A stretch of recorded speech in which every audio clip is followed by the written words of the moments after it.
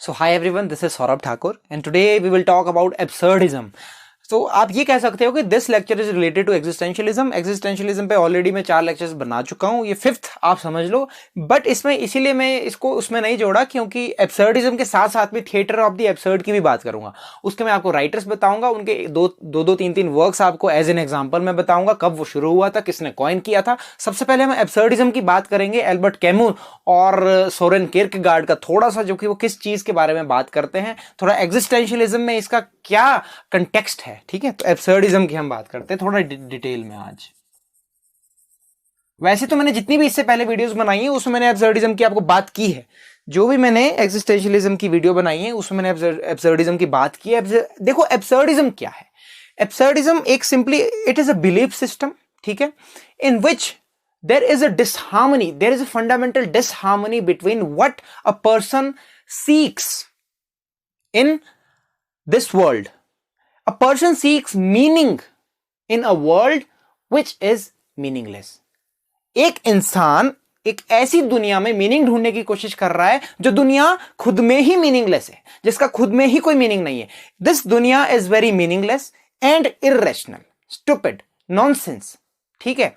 And a person seeks meaning, मतलब कि कोई इंसान है वो ढूंढ रहा है मीनिंग कि भाई मेरी लाइफ का क्या मीनिंग है, मैं जिंदगी में कर क्या रहा हूं, मेरा क्या एग्जिस्टेंस है। मैंने इससे पहले आपको एग्जिस्टेंशियल क्राइसिस की भी बात बताई है, एग्जिस्टेंशियल एंग्स्ट की भी बात बताई है, नाइलिज्म की भी बात बताई है फ्रेडरिक नीत्शे वाली वीडियो में। वो आप सारी वीडियोस चेक कर लेना, तभी इस वीडियो तक पहुंचना है आपने, तभी अच्छे से समझ में आएगी। तो एक नाइलिस्ट वही होता है कि भाई nothingness, there is no value of human existence, ठीक है, कुछ भी नहीं है दुनिया में रखा हुआ।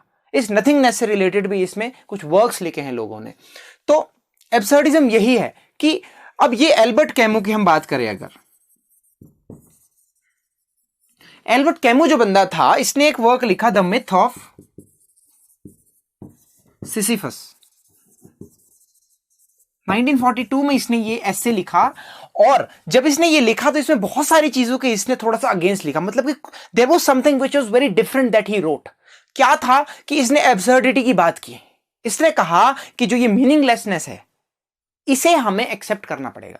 If we accept the absurdity of life only then we can live a free life. अगर आपको फ्रीडम चाहिए तो सबसे पहले फैक्टिसिटी, अपने लाइफ की एब्सर्डिटी को आप एक्सेप्ट कीजिए। फैक्टिसिटी में मैंने बताया था that bad things also happen to good people, whatever has to happen happen, it happens with everybody. इसका कोई, that is how life goes, that is what the absurdity of life is. Absurdity of life क्या है कि अच्छी चीज बुरे को भी हो सकती है, बुरी चीज अच्छे को भी हो सकती है, ठीक है। तो वो चीज आपको समझनी है, वो उस चीज को आपने एक्सेप्ट करना है और आगे बढ़ना है। अगर आप उस चीज से ऊपर उठ गए, आगे बढ़ गए, तभी एक आप फ्री लाइफ जी सकते हो, ठीक है। तो ये है आपकी एब्सर्डिज्म जिसकी ये बात करता है। मिथ ऑफ सिसिफस में क्या है कि एक बंदा है, he is condemned to roll a stone, कि उसको एक पहाड़ी पे एक पत्थर लेकर जाना है धक्का मार के, फिर वो पत्थर नीचे आ जाएगा वापस, और फिर से उसको लेकर जाना है, फिर से गिरेगा, फिर से लेकर जाना है, फिर से गिरेगा, फिर से लेकर जाना है। मतलब कि क्या है, that is the absurdity of life, ठीक है। उसका कोई मीनिंग नहीं है, उसका कोई पर्पस नहीं है लाइफ में, उसको बस वही करना है। तो इसने जब ये मिथ ऑफ सिसिफस लिखा तो एब्सर्डिज्म की बहुत बड़ी बात है। हालांकि एल्बर्ट कैमू जो है ये कहता है कि मैं एक एग्जिस्टेंशियलिस्ट नहीं हूं, इसने ये बात नकारी है कि don't call me an existentialist, ठीक है। तो ये बात भी आपने याद रखनी है। तो मिथ ऑफ सिसिफस 1943 में आया। इसने एक और वर्क लिखा, उसका नाम था द स्ट्रेंजर। बहुत फेमस वर्क है ये, 1940, मैंने 3 लिख दिया, 1942 में आया है, और ये भी 1942 में आया है, ठीक है। It was a novella, it was an essay. अब इसमें क्या होता है that there is a guy, his mother has died and he comes to the funeral and he doesn't cry. उसकी मां मर गई है, वो फ्यूनरल पे आता है लेकिन वो रोता नहीं, उसको रोना नहीं आ रहा, वो सिगरेट पी रहा है बढ़िया ऐसे, मतलब उसको कोई दुख नहीं है। ही इज अ नाइलिस्ट एक हिसाब से। एब्सर्डिटी भरपूर है उस वर्क में। एब्सर्डिटी क्या है लाइफ की कि भाई तुझे मां मर गई है, तुझे दुखी होना चाहिए, तुझे रोना चाहिए, बिलखना चाहिए रुदालियों की तरह, लेकिन तू नहीं रो रहा है। तो वो जो है वो है आपकी एब्सर्डिटी। बाद में वो किसी का मर्डर भी करता है, इस लाइफ ऐसे आगे चलती है, और शायद उसको लास्ट में गलंटाइन कर दिया जाता है, उसको मार दिया जाता है। तो ये जो है ये एब्सर्डिज्म, ये एब्सर्डिटी है लाइफ की, मीनिंगलेसनेस, कुछ भी नहीं है, वियर्डनेस लाइफ की, कोई मीनिंग ही नहीं है, ठीक है जी। तो ये एब्सर्डिज्म है। अब यहां पे किर्केगार्ड और अपना जो एल्बर्ट कैमू है, इन्होंने वर्क्स लिखे, ठीक है। इसने तो ये लिखा। अब सोरेन किर्केगार्ड मैंने आपको बताया था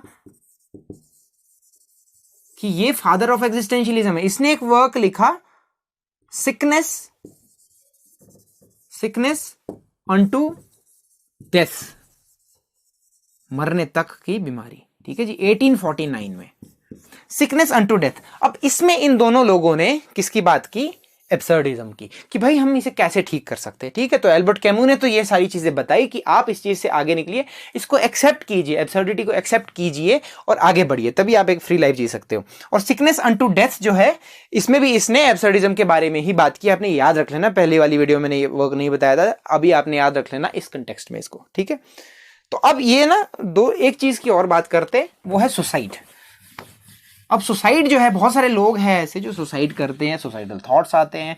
आजकल तो टाइम ही ऐसा चल रहा है कोविड-19 का कि बहुत सारी सुसाइड्स भी हो रही है। एक डॉक्टर ने ही सुसाइड कर ली कि भाई मुझसे मरीजों की बुरी हालत नहीं देखी जा रही, तो उसने सुसाइड कर ली बेचारे ने, ठीक है। तो अब ये कहते हैं कि भाई सुसाइड का क्या किया जाए, सुसाइड क्या अच्छा है या बुरा है? तो ये क्या कहते हैं, एल्बर्ट कैमू पर्टिकुलरली क्या कहता है, that if you want to end your life to end the absurdity of life, if you just want to end your existence, तो वो तो फिर और भी ज्यादा एब्सर्ड हो जाएगा। Your existence will become more absurd. अगर आप सुसाइड करके अपने एग्जिस्टेंस को खत्म करना चाहते हो, अपनी एब्सर्डिटी को खत्म करना चाहते हो, लाइफ की जो कंफ्यूजन है, एब्सर्डिटी है, उसको खत्म करना चाहते हो आप, और आप सुसाइड कर रहे हो, एग्जिस्टेंस आप खत्म करना चाहते हो, तो वो तो और भी एब्सर्ड हो जाएगा। एग्जिस्टेंस आपने सुसाइड करके खत्म कर दिया तो और भी एब्सर्ड हो गया। तो इसीलिए suicide is not the right option, ठीक है। तो ये चीज आप बात करते हैं, सुसाइड की भी थोड़ी बहुत बात करता है ये एल्बर्ट कैमू। तो आपने इतनी सी याद रख लो कि एब्सर्डिज्म मैंने आपको समझा दिया है क्या है, एल्बर्ट कैमू, ठीक है। और सोरेन किरकेगार्ड भी है इसका बंदा। और एल्बर्ट कैमू तो कहता है मैं एग्जिस्टेंशियलिस्ट नहीं हूं, ऐसा ही उसने भी कहा था, शायद नीचे ने भी कहा था, जीन पॉल सार्टर ने या किसने कहा था, मैंने पुरानी वीडियो में बताया है ना, मुझे भूल गया, आप देख लेना। मैं तो पढ़ा के भूल जाता हूँ, है ना, पर आपको पढ़कर नहीं भूलना है। मेरी तो बहुत सारी जब कमेंट्स आते हैं वीडियोस पे तो मुझे खुद ही याद नहीं रहता, अच्छा मैंने ऐसा भी बोला है वीडियो में, तो कमेंट में लोग बताते हैं कि आपने ऐसा बोला वैसा बोला, तो भूल जाता हूं मैं तो। चलो जी आगे चलते हैं, अब थिएटर ऑफ एब्सर्ड पे हम सीधा चलते हैं, ठीक है। तो मैंने ये आपको सारा बता दिया एब्सर्डिज्म क्या चीज है। अब थिएटर ऑफ एब्सर्ड में आते हैं, जो कि इसी से समझो आप, इसी से निकला है थिएटर ऑफ द एब्सर्ड। अब थिएटर ऑफ द एब्सर्ड क्या है? There was a person, Martin Esslin was his name, ESSLIN, Martin Esslin. He wrote a work जिसका टाइटल ये था, theatre of the absurd, the theatre of the absurd, this was the title of his work. और वो कब आया था? 1961 में, ठीक है। इसमें अलग अलग डेट्स मिली मुझे कई जगह पर, 1961 फाइनल आपने याद रखना है, 1961 में ये वर्क आया, ठीक है, theatre of the absurd, Martin Esslin. तो इसने ये कॉइन की है टर्म।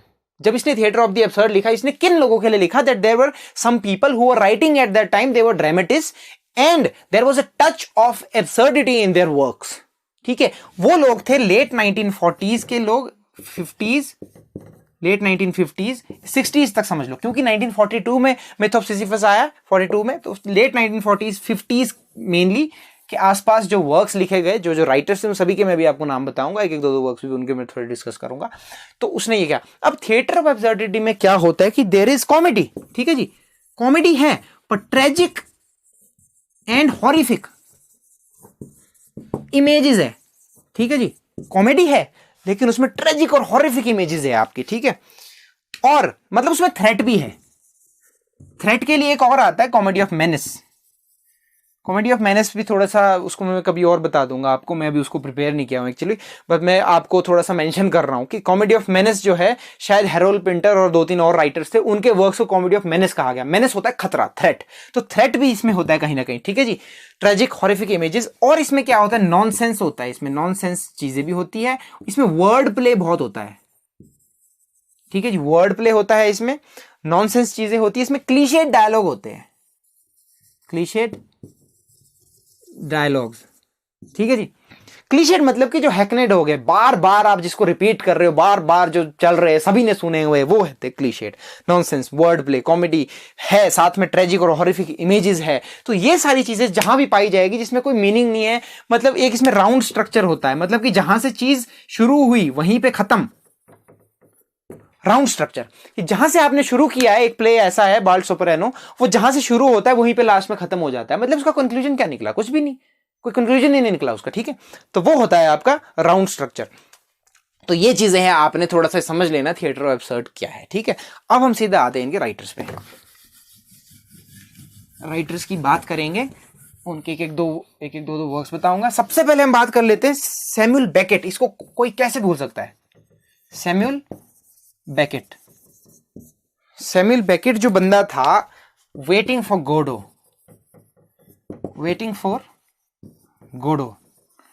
1952।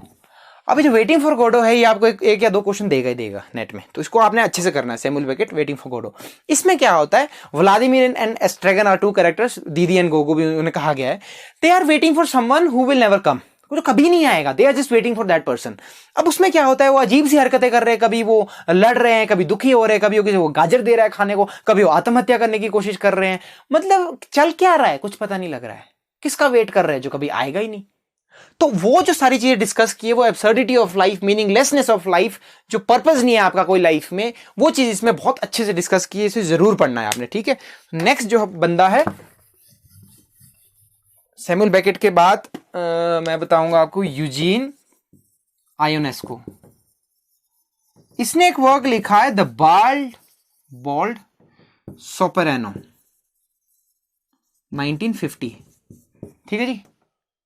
The bald सोपरानो 1950। इसमें क्या होता है, स्मिथ्स एंड मार्टिन्स, ये दो फैमिलीज है, ठीक है। Smiths and Martins. स्मिथ्स ने मार्टिन्स को गेस्ट बुलाया है, ये आए हैं, एक ही ट्रेन से आए और बाद में वहां क्या बोलते हैं अपने पत्नी को, शायद मैंने तुम्हें कहीं देखा है, शायद हम एक ही ट्रेन में आए हैं, शायद हम पति पत्नी है। मतलब ऐसी अजीबोगरीब बातें, मतलब इतना खप्पी प्ले है ये, आप इसको जरूर पढ़ना। पढ़ नहीं सकते तो इसकी विकिपीडिया पे समरी पढ़ लेना, डिटेल समरी, मजा आएगा आपको, है ना। तो ये बुलाया, फिर ये डिस्कस करता है, अच्छा हमारी एक बेटी है, उसकी ये पति बोलता है उसकी शायद राइट वाली आंख लाल है, पत्नी बोलती नहीं उसकी लेफ्ट वाली, अच्छा मेरी वाली बेटी है जो उसकी लेफ्ट वाली लाल है या वाइट है। मतलब ऐसी ऐसी अजीबोगरीब और ऐसी मीनिंगलेस टॉक्स करते हैं ये स्मिथ्स और मार्टिन्स आपस में, जिनका लास्ट में कुछ भी नहीं बनता। और लास्ट में ये प्ले वहीं पे खत्म हो जाता है जहां से शुरू हुआ था, साइलेंस, ठीक है जी। तो ये है वो राउंड स्ट्रक्चर, मीनिंगलेसनेस, ठीक है, फ्यूटिलिटी ऑफ लाइफ, ठीक है जी, और ये एब्सर्डिटी ऑफ लाइफ, ठीक है, ये है। तो ये आपने थोड़ा सा ध्यान रखना। यूजीन आयोनेस्को हो गया। उसके बाद एक बंदा और है, उसका नाम याद रख लो, जीन जेनेट, ठीक है। अलग अलग कंट्रीज के लोग हैं, कोई फ्रांस का है, कोई कहीं का है, कोई कहीं का है, ठीक है। Gene Janet. फिर हेरोल्ड पिंटर को तो आपको भूलना ही नहीं चाहिए। इसने एक वर्क लिखा है द बर्थडे पार्टी। अब इसमें क्या होता है कि देयर इज अ पर्सन, उसका बर्थडे मनाया जा रहा है और दो लोग आते हैं, उसको खींच के कहीं ले जाते हैं, लेकिन उसको पता नहीं इसको कहां लेकर जा रहे हैं, ये लोग कौन है वो जानता भी नहीं और कहां लेकर जा रहे हैं कुछ पता नहीं है। थ्रेट, कॉमेडी ऑफ मेनिस जिसे कहा गया, ठीक है। तो द बर्थडे पार्टी में भी वही एब्सर्डिटी है लाइफ की, मतलब कुछ भी पता नहीं लग रहा है कि हो क्या रहा है और क्यों हो रहा है, क्या औचित्य क्या है, पर्पस क्या है, कुछ नहीं पता, ठीक है। तो हेरोल्ड पिंटर, ये बर्थडे पार्टी जरूर पढ़ लेना, इसमें से भी क्वेश्चन आता है। फिर टॉम स्टॉपर्ड ने एक वर्क लिखा है रोजेनक्रैंट्ज एंड गिल्डस्ट्रन आर डेड। हेमलेट के दो कैरेक्टर्स है, इनके पर्सपेक्टिव से एक लिखा है, उसको भी आपने जरूर पढ़ना है, वो इंपॉर्टेंट वर्क है, ठीक है। टॉम स्टॉपर्ड के बाद एक इसमें आर्थर अडामोव, ये भी एक आपने नाम याद रख लेना है, ठीक है। थोड़ा सा माइनर नेम है पर ये भी आपने याद जरूर रखना है, इसके हो सके तो एक दो वर्क्स भी पढ़ लेना। फिर आपका आता है एक फ्रेडरिक डोरेनमेट, DURRENMATT, डोरेनमेट। फिर आता है फर्नेंदो आराबेल, ठीक है। लास्ट में मैं नाम ले रहा हूं लेकिन बहुत बड़ा नाम है, एडवर्ड ऑल्बी जो है, इसने एक बहुत इंपॉर्टेंट वर्क लिखा है who is afraid of Virginia Woolf. उसमें मैं वीडियो बना चुका हूं, who is afraid of Virginia Woolf, उसमें मैं समरी अच्छे से डिस्कस कर चुका हूं। उसमें क्या होता है कि दो पति पत्नी गेस्ट आते हैं, फिर पत्नी अपने पति की बहुत बेइज्जती करती है, वो आपस में लड़ते हैं, बंदूक से उसको उड़ा रहा है, उसमें से फूल निकल रहे हैं, उन्होंने एक बच्चे की ऐसी इमेज बनाई, हमारा एक बच्चा है वो कहीं और फिरता है, लेकिन दरअसल उनका कोई बच्चा है ही नहीं, ठीक है। और लास्ट में कुछ भी नहीं बनता है, कोई कंक्लूजन नहीं, खत्म, टट्टा बाय बाय, कुछ नहीं, ठीक है। तो इसमें वर्ड प्ले बहुत है, बदतमीजी बहुत है, गालियां बहुत देते एक दूसरे को। उस पे मेरी वीडियो है, सर्च करके आप दाना मल्टीटास्कर साथ में लिख देना, who is afraid of Virginia Woolf, वो डिस्कस की है, वो मैंने तब बनाई है जब मैं बच्चा था, इतना नहीं, मतलब थोड़ा सा कम एज का था, मतलब शायद 3-4 साल पहले बनाई होगी जब मैं MA में था। तो आपने ये सारे नाम याद रखने, Samuel Beckett, Jean Genet, Eugene Ionesco, Harold Pinter, Tom Stoppard, Frederick Dorment, Arthur Adamov, Fernando Arrabal, Edward Albee. ठीक है जी, ये सारे नाम, इनके वर्क्स आपने पढ़ लेने जरूर, दो दो तीन तीन याद कर लेने, क्योंकि आप इस वीडियो में पॉसिबल नहीं है कि मैं सबके आपको वर्क्स भी बताऊं। मेरा मकसद सिर्फ ये था कि थिएटर ऑफ एब्सर्ड आपको समझ में आ जाए क्या चीज है, उसके राइटर्स आपको पता लग जाए। एक एक दो दो वर्क्स मैंने एज एन एग्जांपल आपको बता दिए। ठीक है, और मैंने एब्सर्डिज्म का भी आपको बता दिया, एग्जिस्टेंशियलिज्म से जो रिलेटेड था वो भी मैंने आपको बता दिया। ठीक है, तो मैं समझता हूं कि आप ये वीडियो अच्छे से समझे होंगे। ठीक है, अच्छे से आप लोगों ने मुझे फॉलो किया होगा। And you can also follow से याद आया, you can follow me on Instagram as well, Dana multitasker, and we can be good friends. ठीक है, सर वाला कुछ नहीं, फ्रेंड्स। ठीक है, तो चलो जी, खत्म करते हैं ना आज को, टाटा बाय बाय करते हैं और मिलते हैं अगले लेक्चर में। देखते हैं, अब आज एग्जिस्टेंशियलिज्म पूरी तरह से खत्म कर दिया मैंने, है ना। ठीक है, तब तक अपनी लाइफ को आप एंजॉय कीजिए और मजे कीजिए। बाय।